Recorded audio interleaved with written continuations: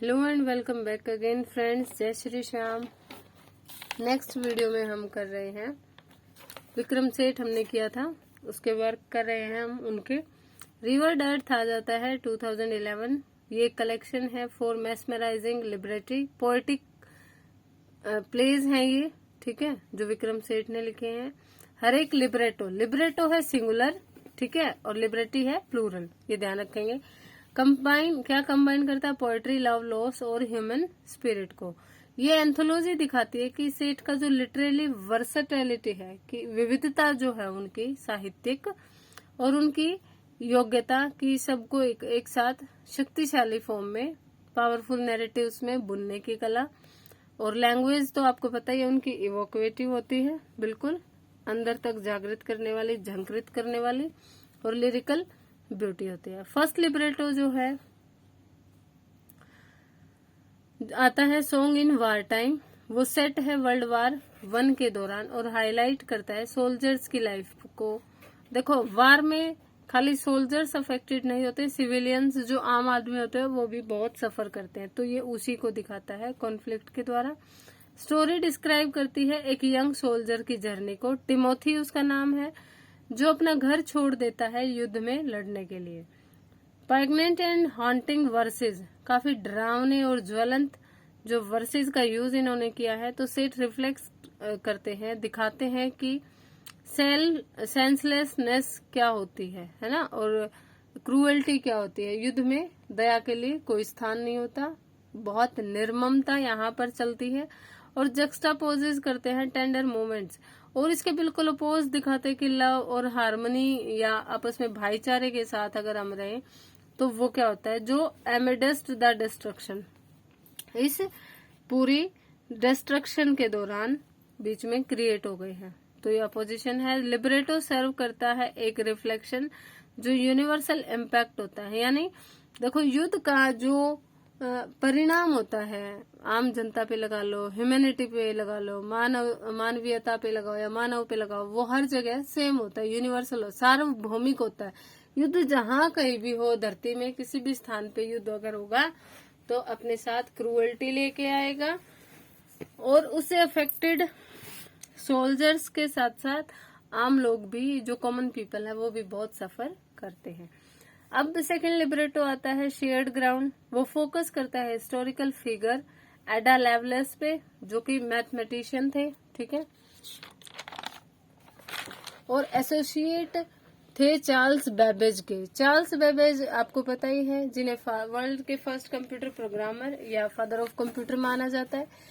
लिबरेटो जो है वो वीव करता है एडा के इंटेलेक्चुअल जीनियस को, उसके स्ट्रगल्स को, कि भाई एक मेल डोमिनेटिंग सोसाइटी में एक लेडीज को कितना सफर करना पड़ता है, फीमेल को कितना सफर करना पड़ता है, हर कॉम्प्लेक्स रिलेशनशिप, और उसका बिल्कुल जो जटिल रिश्ता था बेबेज के साथ, इसको ये पोएम बताती है। आ जाओ, पर चुप प्लीज, आ जाओ,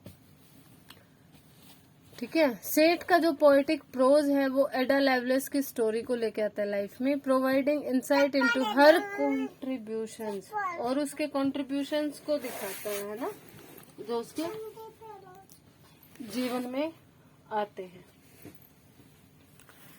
साइंस एंड टेक्नोलॉजी में जो उनका कंट्रीब्यूशन है, और शेडिंग लाइट, और इस पे भी प्रकाश डालता है कि सोशल चैलेंजेस क्या क्या है, सामाजिक चुनौतियों का उस समय के टाइम पे लेडीज को या फीमेल को सामना करना पड़ता था। अब बारी आती है थर्ड लिबरेटो की। So the third libretto is, wait a moment,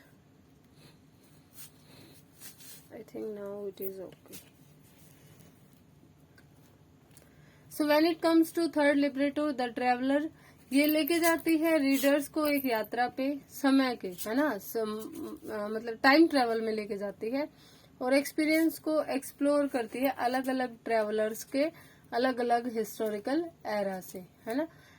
Marco Polo के जो एडवेंचर्स है पास्ट में, और एक मॉडर्न ट्रेवलर से मिलते हैं प्रेजेंट में। सेठ की पोयम रीडर्स को लेके जाती है अलग अलग कॉन्टिनेंट और अलग अलग शताब्दियों में, समय में, है ना।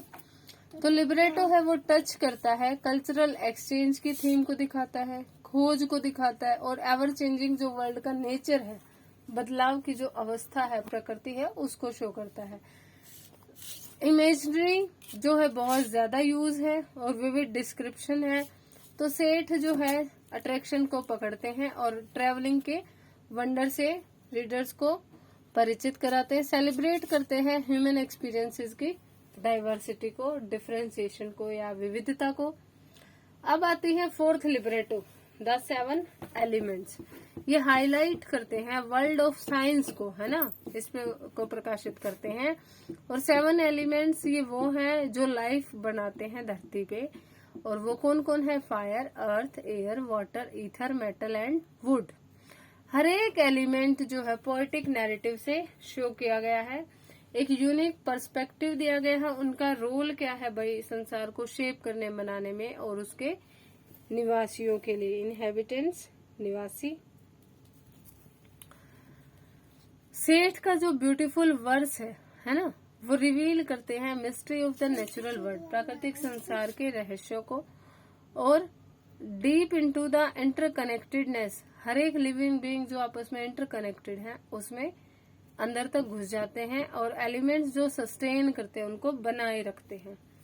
सो throughout the revered earth, इस पूरे वर्क के दौरान ही हैज डेमोन्स्ट्रेटेड, उन्होंने दिखाया है कि भाई उनकी काबिलियत क्या है कि पोएट्री, म्यूजिक, ड्रामा सबको इकट्ठा कंबाइन कर सकते हैं और मल्टी डायमेंशनल एक्सपीरियंस रीडर्स के लिए वो क्रिएट कर सकते हैं। जो लिबरेटी है वो कलेक्टिवली सेलिब्रेट करता है resilience of the human spirit, मानव व्यवहार के स्थिरता को दिखाता है। पावर ऑफ लव, लव की शक्ति को, क्रिएटिविटी और सृजनात्मकता को, है ना, और वंडर्स ऑफ नेचुरल वर्ल्ड, और पूरे संसार में जो अजूबे हैं। तो सेठ का जो प्रोज है वो इवोक्वेटिव भी है, जगाने वाला भी है, और थॉट प्रोवोकिंग, हमारी चिंतन शक्ति को और भी अधिक एक्टिव करने वाला है ना। इनवाइट करता है रीडर्स को to consider the deep connections, कि वो डीप कनेक्शंस को ध्यान में रखें। नो नहीं बेटा, कोई बात नहीं, मैं बाद में साफ कर दूंगी, ठीक है। Between history, science and human, किस किस में कनेक्शन दिखाए?